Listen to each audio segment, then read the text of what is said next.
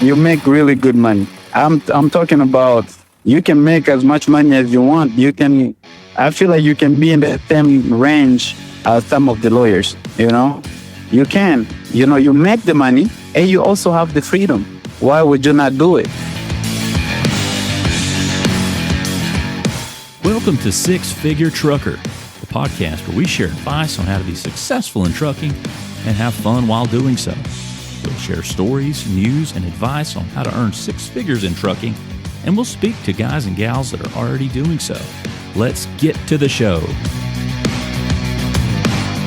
Hello, everyone, and welcome to the Six Figure Trucker, brought to you by Norton Transport. And those of you who have joined us on this program know that it's one where we elevate and celebrate the truck drivers that work for Norton Transport and all those in general, for all those guys and girls who make the world go round and round, do so much for our economy. And, of course, for those of you who are familiar with Driveaway Transport, we move the drivers to the trucks, different types of trucks, and then they move the trucks from point A to point B, and it's all connecting the dots, we like to say. And tonight, we have a very special guest with us. His name is Twakihikira, and he can correct me on that last name if I got it right or not. But Rod, how are you? I'm good. How are you? Good. Give us that last name once again so we can know that and commit it to memory. It's pronounced Twakihikira. Okay, now what's the origin of that? What is the origin of that name?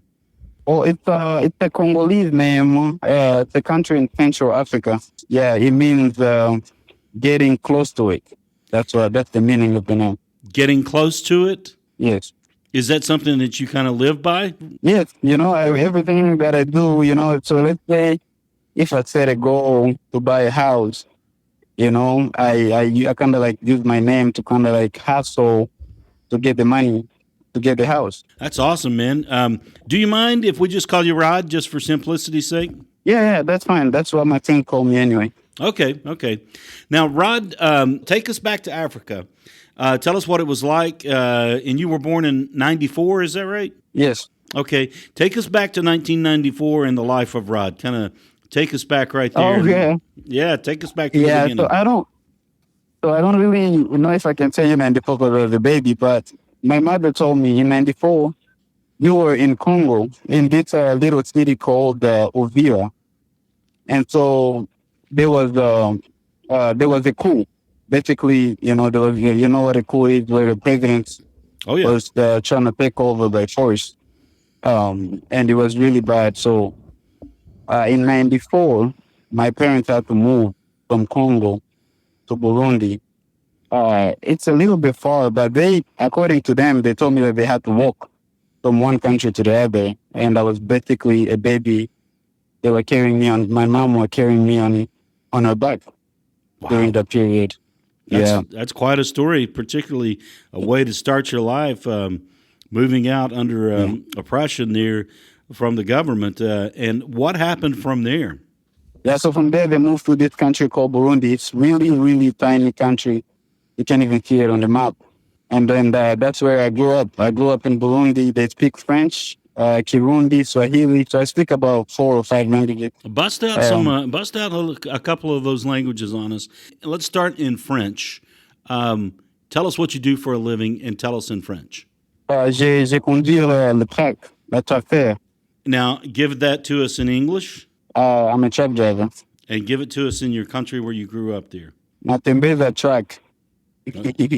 Okay, that's cool, man. So you speak 3 or 4 languages? Yes. In Africa, we have so French is kind of like a general language for all Eastern Africa because they're all colonized by Belgians. And then every country has their own, Oh, sure, your own dialect and that kind of thing. Yeah. Especially my country alone has over 200 languages. That's one country. Wow. Over 200 languages, yeah. Is it hard to discern? Is there a lot of differences as far as the dialects? It's a lot of difference, though. It's a lot of difference. For example, if my dad wants to talk about my mom in his language, he can, and my mom won't hear nothing about it. And my mom can also do the same to her language, where my dad, but they're all Congolese, but they have different tribes, and they speak different languages. And even me as a kid, I don't know my dad's language or I don't know my mom's language. I just know the principal language that they both speak. Gotcha. Did you hear a lot of each language growing up as a child? Only when grandmas are visiting. Oh, okay, I get you. So it goes back a generation. Yeah, yeah. Gotcha. Now, how long did you live there in Africa before coming to the States? How long were you in Africa? I think I moved there when I was 15, 16. It was in 2009. Yeah, October of 2009, I came to America. What part of America did you come to? In Pennsylvania, Erie, Pennsylvania, specifically. Now, did you come with family? You said you were about 15. Tell us some of the circumstances that led to you coming to America. Well, my mom was sick, and so we asked for government help, assistance to kind of help my mom with surgeries. But there were no doctors qualified to do the surgery back home. So then they started a case for us to see if we can come here to kind of get the medication that my mom need. That's why we came here, but we ended up getting here and it was too late. The doctor, they were too late to do the surgery. So they could just manage her with pain medication. And that was that. Now, what was the nature of her ailment at that time? She had a clinical, is it clinic? You know, when you have pain that just it don't go away, basically, she had a surgery in Africa and it wasn't well done. Yeah, the doctors didn't do a good job, and so Okay. the surgery had to be fixed by a very special doctor. Um, and they couldn't find the doctor on time. By the time they found us, by the time we came here, it was too late to Okay. fix the problem because it was already permanent. How did that impact you as a young man at that time? I'm assuming it happened when you were roughly a young teenager. Yeah, she was sick for a very long time. By the time we come here, she was already sick for like 8 years. Mm-hmm. So she was in and out of the hospital all the time. That was kind of like my life, me and my brother. Some of us go sleep in hospital and another person go sleep the next day. And my dad would just, keep paying for our tuition. Because in Africa, you have to pay for school from kindergarten all the way to university. There is no government help. Mm-hmm. Yeah. You're listening to Rod here on the Six Figure Trucker, brought to you by Norton Transport. He is a man of Congolese origin and lives now in America and drives for Norton Transport. He's kind of taking us through. We're up to about his point when he was about age 15 when he came to America, to Erie, Pennsylvania. And I'm going to let Rod take it from there. What happened after your mother's prolonged illness? Well, so the first thing that we kind of realized when we got to America was the cold. No, it was the first time seeing the snow. Oh, yeah. Because they told us at the airport in Burundi that you guys need a jacket because you're going to Pennsylvania and it's very cold. But we don't know what it is. Like, we don't know how cold it gets. We just think it's a regular cold because over there, cold is just rain. You get little rain and you get chilly. All you can wear is hoodie and you're good. So we told these guys, I think there were some white guys that was preparing us, with the life in America. And they said, that's nothing compared to what you're going to get to over there. So we decided to just keep going with the hoodies. By the time we land in JFK, it was so cold. I've never felt anything like that in my life. My ears were frozen. And I was just like, what is this? They said, yeah, this is how cold it is. It's like, how cold it gets. You're like, what have I done? What is this? What is all this white thing? Because all we see is on TV. We just think that one day we wanna get to see the snow. But I didn't know that the snow is actually that cold. I'm assuming you came in the winter when it was snowing, obviously. How did you adapt to it? Oh, I never did that. I moved to Dallas. You said, I've had enough of this. I'm out of PA. I moved to Dallas because it was too cold. It was too cold. My first time playing snowball, I used my bare hand, right? And I was playing with these kids that we used to live together. And then basically my hands were so cold And what I did is I went to the stove, right? And then I tried to dry my hands. They told me that's the worst thing you can do Right. when your hands, is like this. And then basically I felt like my hands was falling off Yeah, they after tell that. you to do the opposite, which Yes. it doesn't make sense to you as far as the pain you're in. And like you said, you felt like your hands were falling off. Yeah. Yeah. So I'm thinking the opposite of cold is hot. Why are you telling me not to use the hot, to kind of like better myself? Gotcha. So, Mhm. how did you end up in Dallas? I know you live in Dallas now, but what took you to Dallas Yeah. from Pennsylvania? Well, so I lost my mother in 2018. Unfortunately, after the illness, she battled for so long. I'm sorry to hear that. Yeah. Basically, I went to high school in Erie, went to Penn State University, um, graduated from Penn State University. Then I got a job offer in Dallas. Big Nittany Lion fan, I'm sure. Yes, go Penn State. You know that. Speaking of Penn State, Beaver Stadium's something else. Did you take in any games while you were there? Did you get to go to Oh Beaver yeah, oh Stadium? yeah, It's like yeah. 110,000 people there. Yeah, it's crazy. My first time, is when Saquon Barkley was still at Penn State. It was so crazy. So I'm sitting on the stand, right? Mind you, I'm an African guy. I know nothing about the culture, but we have to sit on this student section. Right. And these people, it's kind of like they've been practicing. They know everything. Somebody will just yell something, and everybody just answers. Mm-hmm. I'm just like, somebody said something, everybody's standing. I'm still sitting. I'm like, okay, what's going on? Sounds like you enjoyed it, though. I did. I really did. I went back like almost every home game I went to watch. Good deal. Now, you said after Yeah. Penn State, you got a job in Dallas. I got a job in Dallas because I went to school for management information system. I got you. I went to Dallas. I started working, but I just hated it. Uh, I kind of like hated working for somebody because it reminded me of school.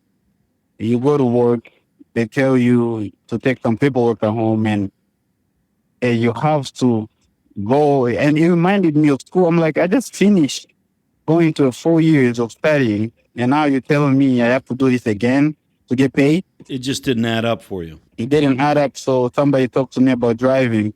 That's when I had to put my degree on the side and started driving. Now, you talked about somebody talked to you about driving. How did you fall into it? Because, I mean, with a management information system degree there, quite a different turn of the coin there. Yeah, but it was to me, right? It was all about money, because as an African guy, I can tell you that all we think about is families back home. What can we do to better, back there? I wanna build houses for people. I wanna do big things back home than I wanna do in America. You know what I mean? So Oh yeah, that's admirable for you to have that goal. So somebody reaches out to you about doing some truck driving. somebody reaches out and told me, you have to put your pride aside. I know you went to school and, you dress up and stuff like that, but you don't make as much money as me, and I never went to school. And it was hard for me to believe until he showed me his 1099, right? He showed me 1099. He said, look, I made over 200 grand Mm-hmm. this year. And then I looked at mine and it said like 60K. That was that was it for me. That's a game I was changer like, you right making there. yeah, so I was like, you making more than me, and I went to school for 4 years. He was like, yep. I said, okay, I'm coming. Didn't take much to persuade you when you see the You difference know? that you can make versus what you were coming from. No, I saw the money. I said, okay, I'm going to school. Now, what year? Let's see. You're in Dallas, so what year are we looking at where you're going to get your 20, CDL? yeah, so I graduated in 2017. I came here, started working in December of 2017, but by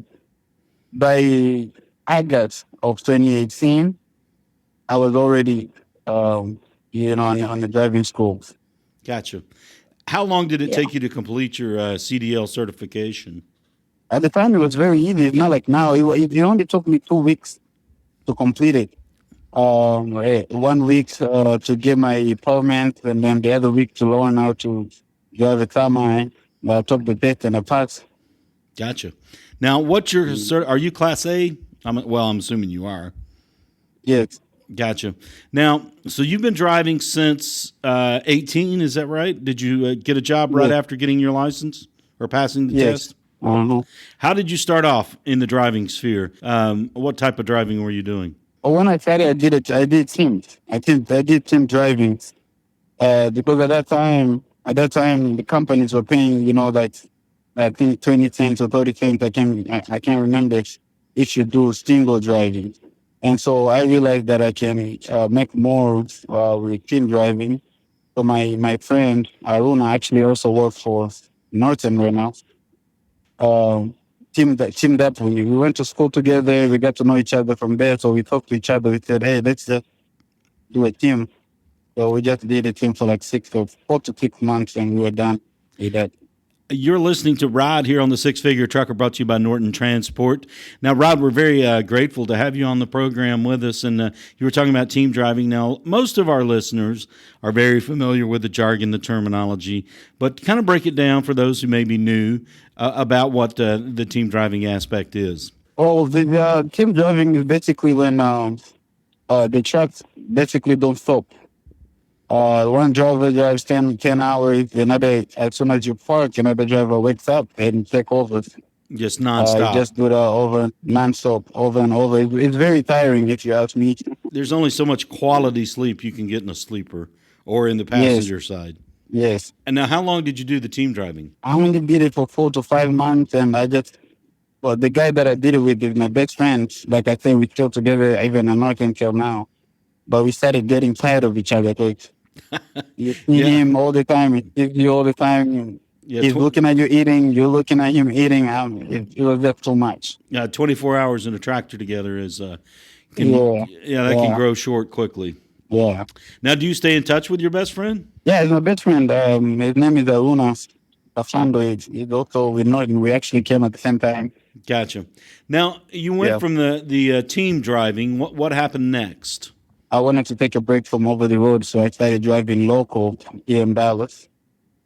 Also did that for a little bit, and then I got into undecking with a different company first to learn how to undeck, and then I came to North. Gotcha. So, how long have you been with us? The beginning, I would say the beginning of 2019 or the end of 2018. It didn't take me that long. I started driving. At that time, none was not requiring so many years of experience. I think they needed drivers. They needed drivers. And since I already knew how to undeck, they just took me in, and that's started undecking from there. I got you. So, you've been with us since 19, Yeah. and you already knew how to undeck. So, did you do any singles driving when you came on board, or did you go right into decking? No, I was already certified as a deck driver, so Gotcha. I didn't do anything. Now, you've been doing the deck driving with us for 4 years. What's it been like? Honestly, it's been a life changer for me. Even though sometimes you kind of like want to do something or something different, but since the contracts, it's always there, or you can pick up a load in 1 month and keep your contract. It's always a life changer for me because I invested in the company, so I invested in myself, right? And then it was a horrible investment, and I went to my savings. This is just like last year. I went to all my savings thinking that I'm gonna make the money back, and I went all the way to negatives. And this is serious. I didn't even know how I'm gonna pay my next bill, for my rent. Now, But what year was thankfully, this going on now? this was just last year, Okay. 2022. Yeah, I started my own company, and I got a contract with the wrong people without knowing, how it actually works. So things are not going well. I got a contract with the company that really like took all my money, And sometimes when you try new things, you keep hoping it's gonna get better, right? You see your money going down, but you say, you know what? Maybe next month it's gonna be better. Maybe next week. So I end up, going through my savings, even took a personal loan to try and get this business going. But at the end, I just had to call it quit because I was losing so much. But thankfully, I had none. So I just, got back to it and started driving, full time again. And just now catching up on everything, thankfully, I'm good now. You know. You were talking about earlier before you went through that rough patch, it was a game changer.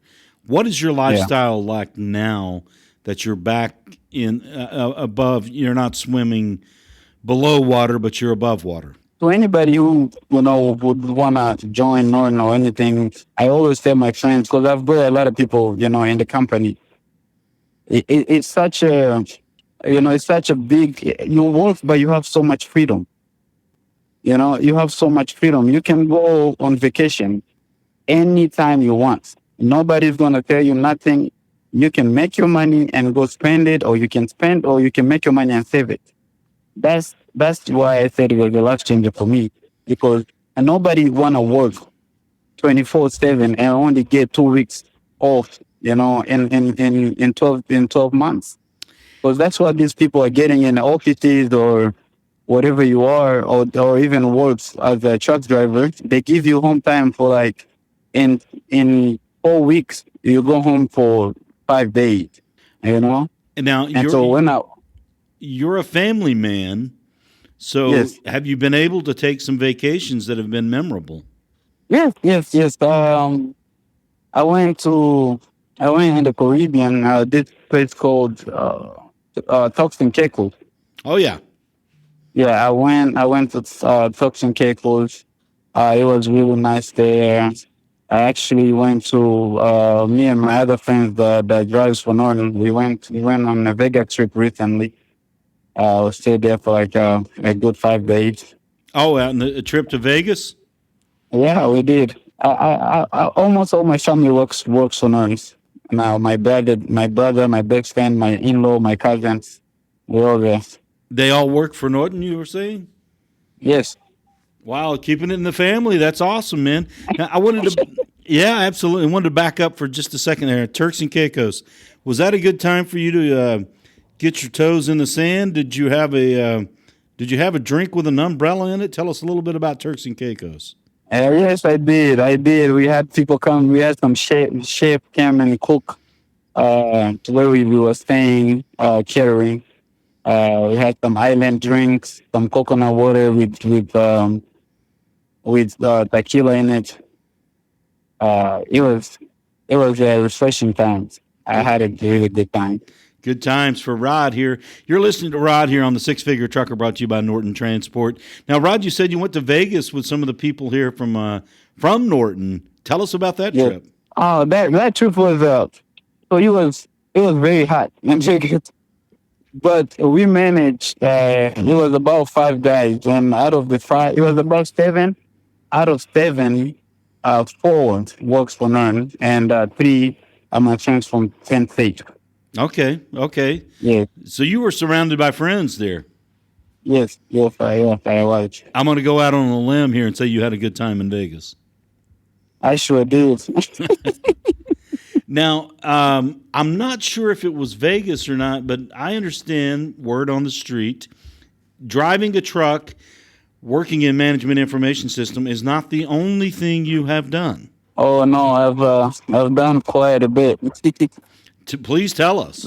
Or during the pandemic, when everything was shut down, um, I discovered that I was funny on TikTok. Discovered that I was funny on TikTok, so I started doing funny videos on TikTok, and I kind of like build a fan base. Started building a fan base, and went from 10,000 to 20, 20 to 30. TikTok reached out to me, basically started telling me what to do, start paying me. I was making good money. At some point, I was making about $200 per video Oh, wow. that I This post. was on Yeah. TikTok? Yes. I think we were going to call it TikTok. That sounds good. Yeah, absolutely. Now, how long did this go on during the pandemic? Well, I think the entire pandemic it was actually going on, and so the thing that made me stop is that at some point they become controlling. They people in China or whatever, because they used to call me from all the way from China, would have meetings.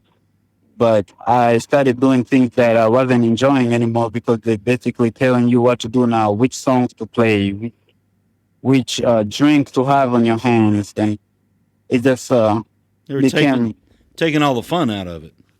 yes. So they took the fun out of it. So I stopped doing that, and then I went into modeling. Started doing, started doing some underwear modeling and Underwear also some modeling. yeah.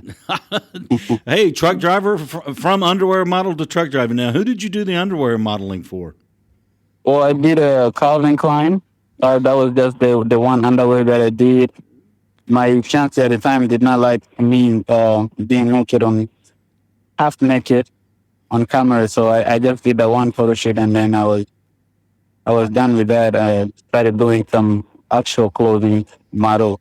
Now, you were a legitimate underwear model for Calvin Klein. That's bona fide. Yeah, That's the real deal. Now, was it briefs or boxers? it was boxer. Gotcha. Are you now in real life, in your day-to-day life, are you a briefs or boxers guy? I'm still a boxer guy. Was that a lucrative thing, modeling for Calvin Klein? It was they paid. So basically, a lot of people don't know about modeling. It's exhausted. Like they pay you good, but you have to go, do this photo shoot for the entire day. Sometimes you don't even eat. You just sit there and do poses after poses, and out of all those poses, they're only gonna pick like two pictures, Right. and the rest are gonna be trash. You spend all day over there. You change to this outfit, you change to this underwear. You come back, you take pictures, you take pictures. By the time you go home, you're really, really exhausted. So, I'll take my hat off for models. It's a hard job. It's not all the glitz and glamour that people think it is. No, it's not. That's what I'm saying. Every job has, some good and bad to it. With modeling, you might have some fame or if that comes with it, but behind the door is just a lot of work. Gotcha. What's some of the good and bad of driving a truck there? I mean, you've obviously done it for a while. You've been doing it for us for 4 years. What's your gauge? What's your assessment of it? Well, we normally, I feel like the good about it is that you schedule yourself. Nobody is telling you when to deliver. Nobody is telling you when to pick up. Before you pick up, you tell them, hey, I'm picking up on Monday, dropping off on Friday. Nobody's going to ask questions. If you're going to keep a load for 7 days, you can keep a load for 7 days. If you want to keep it for 3 days, you can keep it for 3 days, right? And also, you don't get to sleep in trucks. You don't get to see. You drive your 10 hours or your 9 hours, whatever your schedule, whatever how you drive, and then you basically pick a hotel and sleep there, wake up, eat good breakfast in a hotel, and continue driving. We And then at the end of that trip, you fly. we like to So take care of our drivers and be honest, be transparent, be completely transparent. From your yeah. standpoint, do we take care of you guys? Yes, I always tell everybody, if it's Uber, I don't even pay for my own Ubers. Don't pay for my flights. Don't pay for my hotels. The only thing that I do on the road is food, which is the normal thing for everybody. You gotta feed yourself. But True. other than that, everything is taken care of. Now, when you think back to when you graduated from Penn State and you had your degree, and now you're doing what you're doing now, when you look back on it, how do you put that into perspective? I mean, you had a totally different type of degree than what you're doing now, but how do you put it into perspective? Well, I look at it is that I can never tell nobody to get education, right? I think I got something out of it. I got knowledge. That's all I got from Penn State. I got knowledge. Now I think I can make good financial decisions. I can do something because of the education. But now that I look into it, I feel like if I known that there's this type of jobs out there before I went to school, I would have taken it. Honestly, that's just my opinion. If I known there's a job that's not somewhere out there after high school, I would go to my driving school band, and that will save me a lot of money on education. Like till now, I'm still paying for it. Right. You would have started much sooner if you had known the rewards that were coming, and instead of taking out those student loans to pay to go to school. But let me ask you this question about Penn State: do you ever make your way back there to take in a football game? No, I haven't been back. I haven't been back for a jam for state, but I went back to visit my old teachers and Gotcha. stuff. Yeah.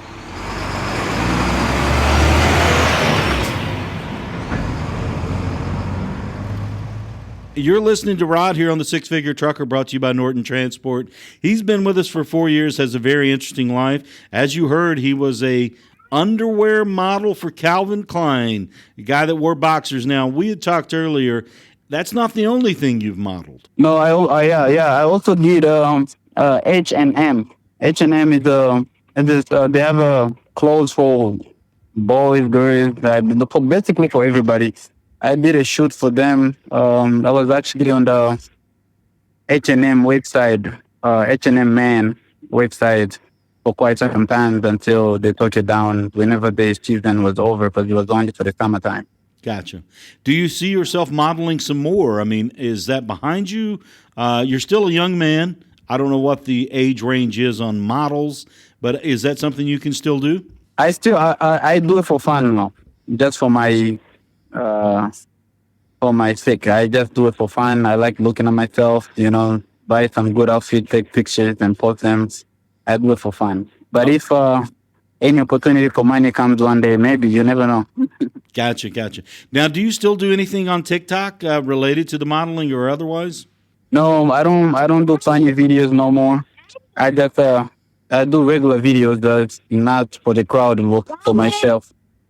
Gotcha. Now, I hear a small child back there. I'm assuming that's yours. That's Junior right there. That's Twakihikira. How old is he? It's 3. Is he your only one? How many do you have? Yeah, that's my only one. Okay. Yeah. Lives there in Dallas with you? Yeah, he lives with his mother, but they all stay here in Dallas. Unfortunately, I'm not together with his mom at the moment. But now, what's it like for your son, 3 years old? I'm sure, has he seen you get into one of these trucks? He has seen it. He hasn't gone in any of it yet, but he has seen it. He knows that I drive now, so every time I call him on video. How does that strike him, seeing Dad in a huge truck? he can't believe that I drive something that big. Right. Now, you're listening to Rod here on the Six Figure Trucker, brought to you by Norton Transport. Rod is one of our deck drivers. Kind of walk us through the process. We've heard it from some other deck drivers. Actually, truthfully, it's been a while since we've heard from a deck driver, but pros and cons of deck driving. Give us the cons first. Okay, so I feel like being when you're on decking, right, being safe. Because a lot of new drivers, I don't think you realize how serious the job is. And decking per se, driving, you can drive for 10 years, but when you start on decking, it's a different experience. We're dealing with 160-pound saddles and stuff like that, and you have people that are on deck and flip-flops and forgetting that if that thing falls on your toes. Mm-hmm. I mean, it's a workout. I mean, let's be straight about it. It's a workout. Yeah, it is. Right? The money is there. You can take care of us, but at the end of the day, you really have to work. You have to work. It's not a job.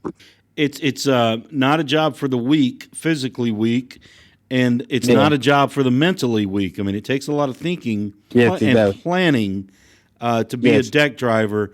Tell us, kind of walk us through the mental aspect of being a deck driver. A lot of people think it's kind of like just a driving job. That's why before I tell somebody about my job or somebody's interested in my job, I kind of like prepare them mentally. You're not just going to walk in there and think you're going to drive and jump 4 trucks and fly back. It doesn't work that way, And you have to be prepared. You have 2 stops or 3 stops. Now you have to drop this truck here. You have to take the saddle off and you have to go to a second stop. Especially sometimes you get your flight before you finish your load, and I would advise people not to do that because that would put pressure on you to not miss the flight. And so mentally, you feel like, okay, can I really do this? Because you have three stops. Now you have to drop this one here and then rush to the next one so you can make a 6 p.m. flight. You could have just fly the next day, or you could have wait and finish on decking and just book the flights. Yeah, especially when we pick up the bill for the hotel, it doesn't make sense to It rush. doesn't make, yeah, but a lot of drivers do that. A lot of drivers do that, and that's where injuries come from because you're rushing into things. You can't pick up a saddle rushing. You'll break your back or, hurt something. Yeah, in your body. the injuries that you could sustain are serious. Yeah, especially with the saddle. Me, I'm always saying, okay, so the other thing with the truck, so the truck moves, right? The truck moves when you're on decking. Whenever you starting to unscrew the tool bolt that's holding the truck that's on the top to the saddle, right? If it's not set in the middle, or if one side is a little bit on left side and the other side is down, one is up and one is down. Mm-hmm. So what happens is that when you loosen it up, the truck swings. Right. And so some drivers go between the tires. And when you go between the tires, what happens is the truck can crush you in there. I always tell people to stay right in front of it and never go in between the tires, because whenever it slides, your strength can never stop. Stop the truck. If you have to move in a hurry, you need to be in a position to do so. Exactly. Now, we've talked about some of the cons. I mean, it does involve some work. It involves some critical thinking in safety, obviously, that you've addressed, Rod. Let's talk about the pros. Obviously, there's one at the top of the list. Well, the pros, first of all, is the money. You make really good money. I'm talking about if you really want to make the money, you can. And if you don't, you're not. You can make as much money as you want. I feel like you can be in the same range as some of the lawyers. You can if you really want to drive. That's the first thing that I like about it. And the second thing is time. You have time to yourself. You have time to your family. Norton will never tell you not to go to your son. They will never tell you not to go to a wedding. Matter of fact, sometimes if I even have a wedding in Ohio, I had a wedding. My cousin got married. I called my dispatcher and said, "Okay, so on my next load, I don't wanna book a flight. I just wanna go there with a load. It's going to Ohio." So they found me a load going to Ohio. I end up going there and just Ubering to the wedding without spending any money. That's awesome. I made money and also got to attend at my cousin's wedding. Also Norton paid for my flight back. That's awesome. I mean, we love to hear those stories. So you dropped in Ohio. Now, I'm assuming you went to your hotel, got cleaned up, went to the wedding. Mm-hmm. Yes, sir. That's fantastic. Now, you've told us some of the great stories of your life. How about some great stories on the road? You've been on the road with us for 4 years. I'm sure you've seen some crazy stuff. Oh, man, there. So on the road, I feel like sometimes there are things that you don't see, especially in the winter, right? The crazy accidents that I've witnessed in my life. One was in I think it was in Pennsylvania, and everybody was just going so slow. But I realized that I can't go, so I pulled over. I stayed on the rest area, and I just started seeing trucks piling up, sliding. They can't stop, one after another.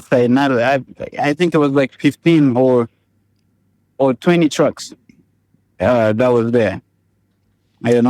And what kind of things were running through your mind? You're like, I made the decision to pull over here in this rest area and wait this out. Yet there's a lot of other drivers who did not make the same decision. All I'm saying, sometimes I ask myself, I said, my life is way more important than the trucks that I'm going to deliver tomorrow. Mm-hmm. I don't care if I'm late. I don't care if I don't get my bonuses for on-time delivery. As long as I wake up and I'm okay. That's all that I care about. Because I feel like those guys, they are rushing, but you're rushing for no reason. The money, you can still make it the next day. You can still make it next week. Exactly. But if you lose your leg or you lose your arm, that's it. You're not driving no more. This is true. Now, you talk Yeah. about rushing, drivers that rush, and we like to be very transparent here on the Six Figure Trucker, brought to you by Norton Transport. You're listening to Rod here. Rod, we talked a little bit about the rushing, but as much as we offer you guys the flexibility and the scheduling time that works best for you, there is some pressure to deliver on time. Talk a little bit Yes. about that from your standpoint, seated behind the wheel. Yeah. So basically, when you say yourself to deliver on time, let's say if you had a goal to make some amount of money, in a week, and you're looking at it and you say, okay, if I don't rush, I might not be able to do the second load this week. So now you're putting in your mind to rush. And you have already, maybe you told dispatchers that you're going to deliver on Wednesday.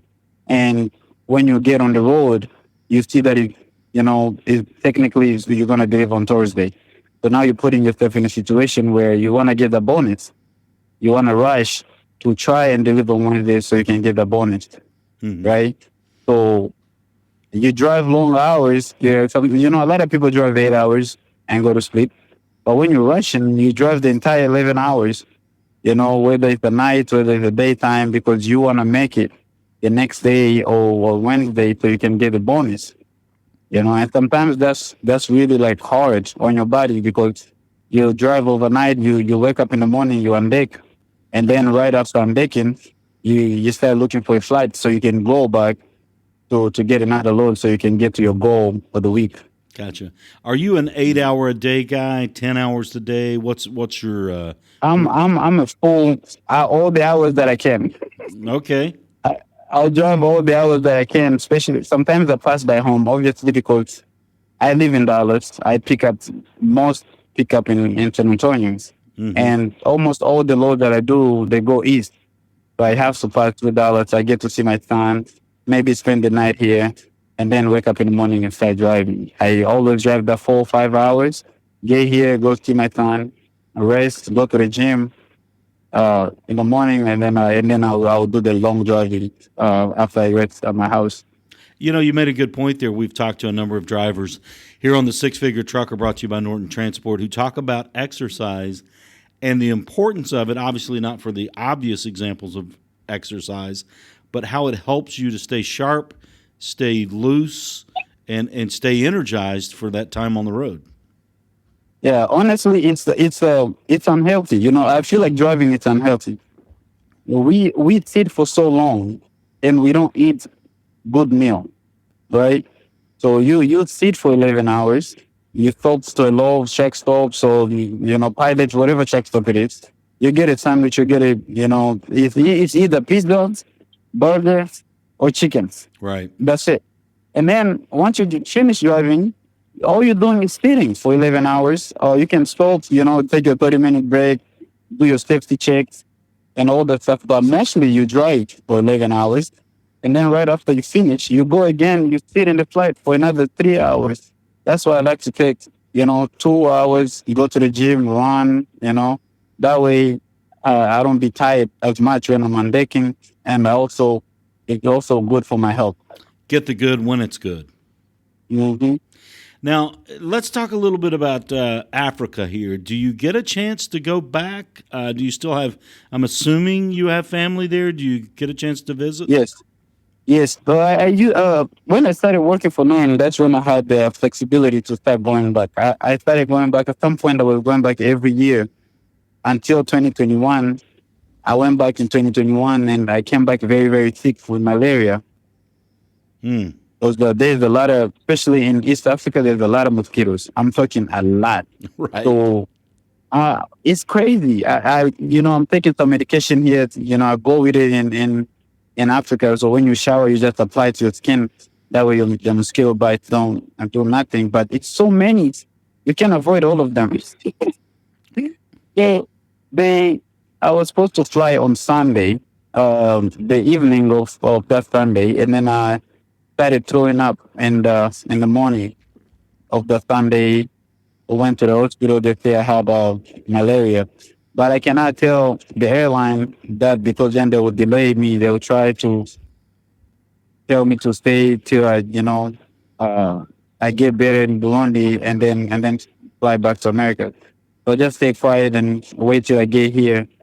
Went to the hospital and then because here they really don't know nothing about malaria. You know, Right. it's not you can't give it to somebody, right? It's not the illness that you can say you can give it to your son or you can give it to somebody next to you. It's nothing like that. If you have malaria, you have malaria. Right. It's not It's you the contagious. only one that's gonna have it. Yeah. That's right. So I came here. That's the last thing they look, right? Because obviously it's America. They in their mind they're not gonna go straight to malaria. But those weeks that I was in the hospital, they were just giving me water, like fluid, because I was losing a lot of water. It sounds like they were kind of missing the obvious. I mean, if you came back from Africa. Yes, you came back from Africa, but every country is different. So there's another, and you'll be surprised. In America, every doctor is focused on different things. Oh, yeah. Oh, the doctors that were trying to give me medication, they were focusing on different things until a specialist came and actually asked me which country were you in. I just said I was in Burundi, and then he left and said, "Oh, okay, you have malaria," and give me 3 pills, and that's it. That's 3 pills. It was that simple. That simple. That's simple. I said malaria, just 3 pills, and you're done. Wow. Yeah. Now, I haven't looked at your actual birth date, but I'm doing the math. You're 29, 30 years old? 28, 29. 28, I'm going to 29. be 29. Okay, Yes. okay. Now, you've been a model, male model. We've established that for H&M, for Calvin Klein, did the boxer Yes. thing, and a successful driver, deck driver. We're very lucky to have you. If we open up the curtain, look behind the curtain, and Rod's going to look down the next 10 years, what do you see yourself Oh, doing? right now, I think I tried a lot of ways to make money, and I feel like the most thing that I want to do right now is focus, right? Focus on one thing at a time. The older I get, the wiser I get, right? I know I can stay in money for this long. At the same time, I'll try to start some, because I'm not the guy that sees myself working for so long. I want to retire maybe at 40, if I can. I want to retire at 40, at that time, hopefully invest. I'm trying to get into investing or, make some money and put it in something. That way I can be able to see it and just let my money, multiply. So you're seeing yourself working another 10 years, but during that time, making some wise investments. Are you at the point now here with Norton Transport that you've got some money to play with in the markets, be it in, bonds, CDs, in the stock market, anything like that, 401k, anything you could set up like those, Roth IRA? Is that something you've been able to dabble with already? Yeah. Yeah. No. So my first investment with Norton money was buying a truck. I bought a truck for myself. I still have it right now. It's just parts because the market is really bad over the road. I bought a truck cash, because I was working hard and I didn't really want to make payments on the truck if I had the money. So I bought a cash. That was my first investment, and the truck was working in 2020, 2021, 2022 until the market was bad. So I parked it. And now I'm into cryptocurrency and also trying to do the Airbnb Oh, yeah. thing. Yeah. Have you got a place for the Airbnb? No, actually, it was one of the reasons I went to Vegas, right? I went to ask some houses and the areas and how much money they make in Airbnb, because you can't really do it in Dallas. You have to find a vacation place, Miami, Vegas, where people go often. Yeah, you got to So find a that- destination. Yes, you find a destination. Now I feel like Vegas is a good destination for me because the houses are not as expensive as Miami. Mm-hmm.